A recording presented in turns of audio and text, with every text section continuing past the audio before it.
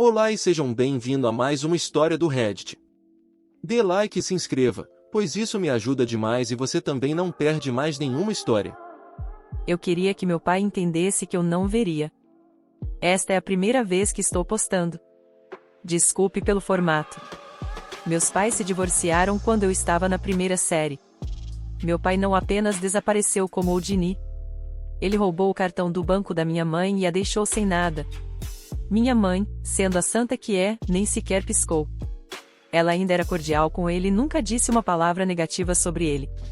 Para mim, meu pai, apesar de nos abandonar, ainda era meu herói. Do primeiro ao quinto ano, tive as típicas histórias de ser abandonado pelo pai. Talvez uma ou duas visitas por ano e 50 vezes me esperando na janela da frente com minha mala pronta para ir à casa dele e ele nunca aparecer.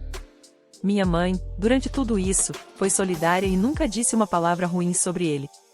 Então ele continuou sendo meu herói. Quando estava no 6º ano, minha mãe finalmente se casou novamente e meu pai, que só tinha uma foto minha com 8 meses de idade na carteira, ficou furioso.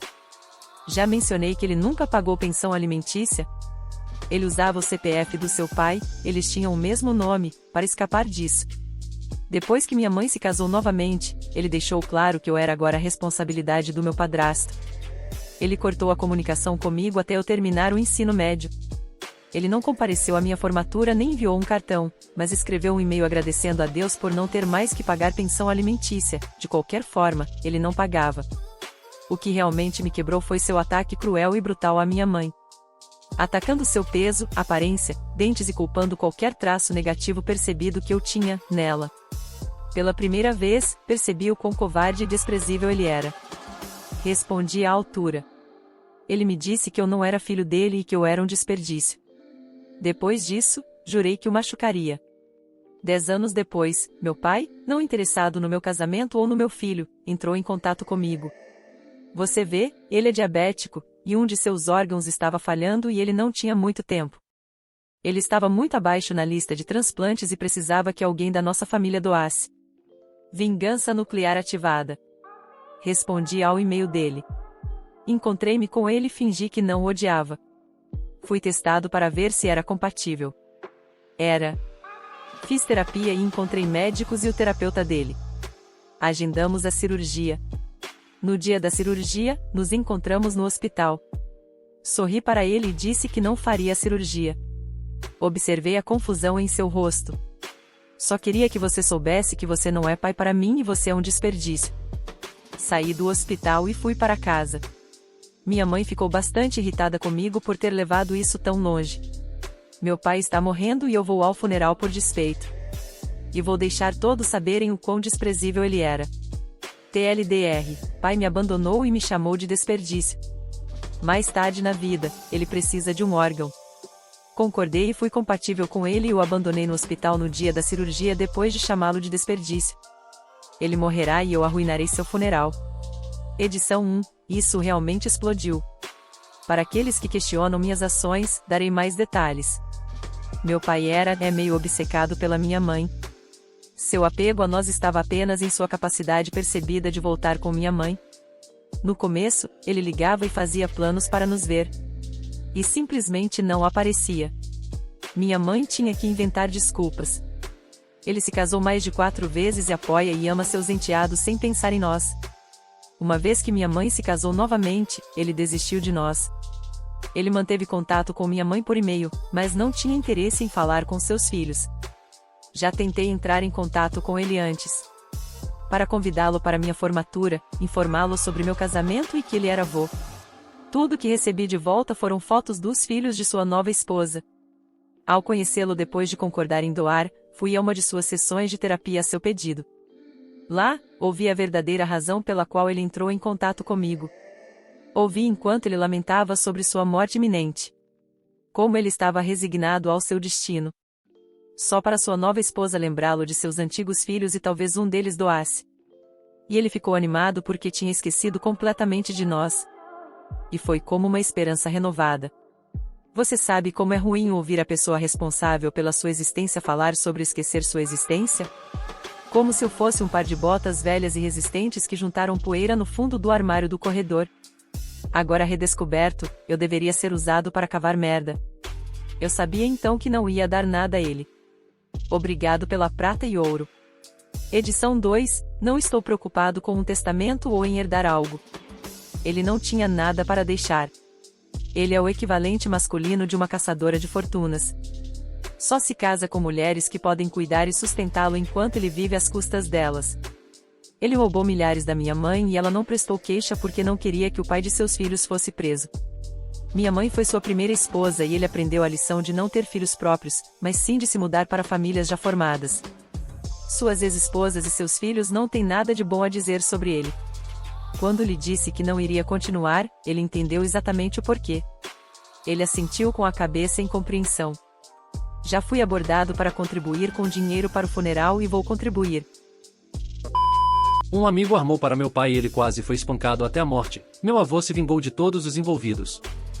Esta não é a minha história, mas vem do meu pai e de outros membros da família que a testemunharam. Contexto: tudo isso aconteceu no final dos anos 1970, quando meu pai tinha 17 anos. A área em que ele cresceu era no Reino Unido e era uma típica cidade da classe trabalhadora. A parte da cidade em que minha família morava era decadente, cheia de famílias pobres e tinha sua parcela de crimes, mas era unida e todos conheciam todos, aí isso será importante mais tarde. Meu pai não era o garoto mais comportado e odiava a escola, mas, além de uma multa por excesso de velocidade, nunca teve problemas com a polícia. Ele era, e ainda é, um músico muito talentoso e tinha uma vida social muito ativa. Para seu 17º aniversário, um de seus amigos comprou para ele uma jaqueta de couro com um logo muito específico. Vamos chamar esse amigo de Dave para referência futura. Segundo meu pai, era uma jaqueta de motociclista rara e bastante cara. Ele estava extremamente feliz que Dave a tinha comprado para ele. Dave havia comprado a mesma jaqueta para si mesmo um tempo antes e foi uma grande surpresa. Minha avó aparentemente brincou que, com as jaquetas, pareciam gêmeos e ela não estava errada. Eles tinham características semelhantes, cabelo preto e eram ambos conhecidos por usar roupas de motociclista. Alguns dias após o aniversário do meu pai, ele estava saindo do trabalho como bartender no centro da cidade por volta das 22 horas. Quando estava se aproximando de onde sua moto estava estacionada, um grupo de 5 homens se aproximou dele por trás. A última coisa que meu pai lembra é de ter sido atingido na cabeça e desmaiado ao cair no chão. Esses homens espancaram meu pai com correntes de bicicleta e uma barra de ferro, literalmente quase até a morte. Felizmente, 2 seguranças de um pub próximo ouviram a confusão e correram para ajudar. Os homens fugiram, os seguranças chamaram a polícia e meu pai foi levado ao hospital. Acontece que Dave tinha um hábito de jogo bastante substancial e devia uma grande quantia de dinheiro para pessoas para quem você realmente não queria dever dinheiro. Eles ameaçaram Dave e disseram que estariam procurando por ele para ensiná-lo uma lição. Então Dave decidiu fazer com que meu pai levasse a surra em seu lugar, ou pelo menos diminuísse suas chances de levá-la. Ele comprou para meu pai a mesma jaqueta porque esses caras sabiam que era o que ele usava quando pilotava. Ele então arranjou um cara que ele conhecia para descobrir quando meu pai saía do trabalho e ligar para os agiotas para informá-los onde Dave estava. Que canalha! A vingança. Meus avós estavam obviamente angustiados com toda essa situação. O primeiro pensamento do meu avô foi se meu pai sobreviveria. Quando isso foi respondido, o segundo foi como se vingar melhor. Um pouco sobre meu avô. Ele foi boxeador a vida toda e um militar de carreira. Alistou-se no final da Segunda Guerra Mundial aos 17 anos. Permaneceu nas forças durante a Guerra da Coreia e depois serviu na Malásia e em Burma como batedor e atirador durante meados a final dos anos 1950.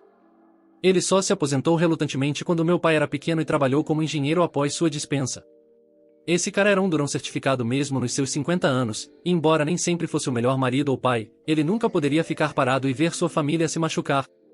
O primeiro movimento do meu avô foi chamar todos os seus amigos ex-militares, seguranças, donos de pubs etc. que ele conhecia e até alguns personagens menos legítimos que ele conhecia dos pubs. Na minha cidade, as notícias se espalhavam rapidamente, e meu avô era bem quisto e tinha uma certa reputação, então não demorou muito para ele ter os nomes e endereços dos 5 homens que haviam atacado meu pai. Aparentemente, esses caras estavam se gabando de espancar um homem indefeso pelas costas. Esses caras eram criminosos de carreira com reputações violentas, mas meu avô realmente não se importava com quem ou o que eles eram.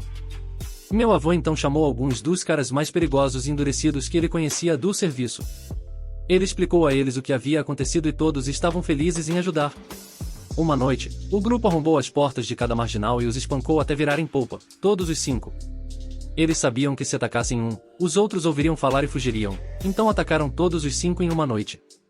Meu avô sabia que ninguém chamaria a polícia na área em que viviam, falar com os policiais era um grande tabu naquela área naquela época, então havia pouca chance de serem pegos. Todos os 5 caras acabaram ensanguentados, com ossos quebrados, dentes estilhaçados e a necessidade de serem alimentados por um tubo no final da noite. Um deles teve que ser colocado em coma induzido. Claro, a polícia os entrevistou no hospital quando se recuperaram o suficiente, mas nenhum deles falou, tanto por medo do meu avô quanto por medo de serem rotulados como delatores, e nada aconteceu. Mas meu avô não parou por aí. Ele usou suas conexões nos clubes e bares para começar a espalhar rumores sobre por que eles haviam sido espancados. Logo se soube que esses 5 caras tinham errado e espancado a pessoa errada.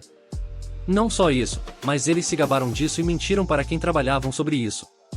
Não só eles estavam fisicamente quebrados, mas meu avô arruinou sua credibilidade, de modo que, quando saíram, ninguém, criminoso ou não, queria ser associado a eles. Depois de tudo isso, meu avô voltou sua atenção para Dave. Ele especificamente deixou Dave por último, sabendo que ele ficaria apavorado sabendo que meu avô sabia o que ele tinha feito. No entanto, meu avô foi muito mais sutil ao lidar com Dave, pois achava que uma simples surra seria boa demais para ele. Ele esperou e perguntou por aí, e descobriu que Dave não era apenas um jogador compulsivo, mas também havia recentemente se tornado um viciado em drogas pesadas. Meu avô descobriu de quem ele estava comprando suas drogas, quando ele geralmente comprava e onde. Ele fez um amigo seu seguir Dave quando ele foi comprar suas coisas, segui-lo até onde ele estava morando e informar meu avô.